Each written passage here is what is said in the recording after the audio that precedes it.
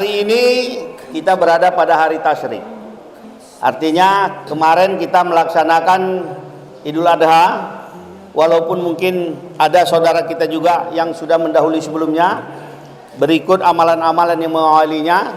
Tetapi yang menjadi persoalan adalah saya ingin bagaimana pengorbanan yang sudah dilakukan Nabi kita Ibrahim alaihissalam dan Ismail alaihissalam itu bisa juga merasuk kepada jiwa kita meskipun dalam bentuk yang berbeda. 2 hari yang lalu saya membaca di media sosial ada sebuah tulisan, yang tulisan itu menurut saya cukup memberikan inspirasi kepada kita kalau kita mau menangkap itu sebagai sebuah pembelajaran. Tulisan itu sederhana, ditulis oleh salah satu orang yang dia berprofesi sebagai penjual hewan kurban. Pengalaman ini dia alami ketika tahun lalu. Pada saat itu datanglah seorang ibu muda, kemudian berdiri di dekat tempat kambing yang dia gelar. Dari penampilan ibu muda ini, semua orang pun bisa meyakini bahwa dia dari kalangan fakir. Bahkan bisa kita katakan mungkin orang yang tidak mampu. Kemudian dia mendekat ke tempat kambing yang termurah lah di sana. Melihat tampilan ibu itu, si pemilik kambing ini datang mendekati. Ada yang bisa saya bantu ibu? Dia tanya, Pak, yang ini berapa harganya? 1.700.000 bu. Harga pasnya berapa katanya? Dia tawar. Ya mungkin bisa kurang sedikit, 1.600.000. Dan itu pun untung saya sangat sedikit, kata si penjual itu. Terus ibu ini bilang, uang saya cuma ada 1.500.000 pak. Si penjual ini bingung, karena itu memang modal, tidak ada untung sesen pun tidak ada, dia katakan di situ. Tetapi karena dia melihat ibu ini ada sebuah keinginan, dia mencobalah berembuk dengan kawan yang sama-sama join dengan dia jual kambing itu. Didapatilah kata sepakat, diberilah harga itu kepada ibu itu, walaupun tanpa ada untung. Setelah diberikan kata sepakat itu, si pemilik kambing ini pun pergi mengantarkan ke rumah ibu itu. Begitu sampai di kediaman itu, dia langsung beristighfar, astagfirullah. Dia lihat rumah itu jauh dari layak, bahkan lantainya hanya tanah. Ternyata ibu itu hidup bertiga dengan seorang ibunya, ibu kandungnya, dengan anak kecilnya.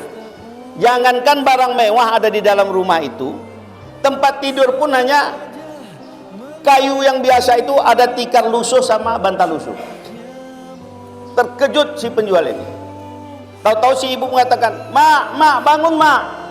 Coba lihat nih mak, apa yang saya bawa mak, katanya. Bangunlah orang tua yang tidur tadi. Begitu dia lihat, aku bawa kambing mak untuk bisa dikurbankan. Sebentar lagi kita antar ke masjid mak, katanya. Melihat kejadian itu, si penjual kambing tadi mau meleleh air matanya. Beristighfar dia, astagfirullah, mohon ampun dia kepada Allah. Ya Allah, betapa mulianya, kaya imannya, walaupun mungkin dia miskin di harta, tetapi ternyata dia kaya di imannya. Si ibu itu pun bangun berdiri, dia eluslah kambing itu. Ya Allah, yang kurindukan sudah bisa aku dapatkan. Akhirnya si penjual tadi dengan tidak tahan, dia sudah mau buru-buru pergi, karena air matanya sudah mau jatuh. Datang si ibu, ini pak uangnya, mohon maaf kalau saya menawarnya tadi memang terlalu murah, karena saya memang seorang buruh cuci yang ada di sini, dan saya sudah mengumpulkan uang berbulan-bulan untuk bisa memberikan kambing kena, ingin berniat mengorbankan untuk ibu saya ini.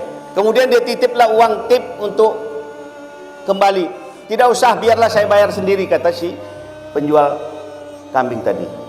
Kemudian dia pun pergi. Saya teringat setelah membaca itu, saya teringat firman Allah di dalam surat As-Saff ayat 10 dan 11. Di sana Allah berfirman, ya ayyuhalladzina amanu hal adulukum ala tijaratin tunjikum min azabin alim. Tu'minuna billahi wa rasulihi wa tujahiduna fi sabilillah bi amwalikum wa anfusikum zalikum khairul lakum in kuntum ta'lamun.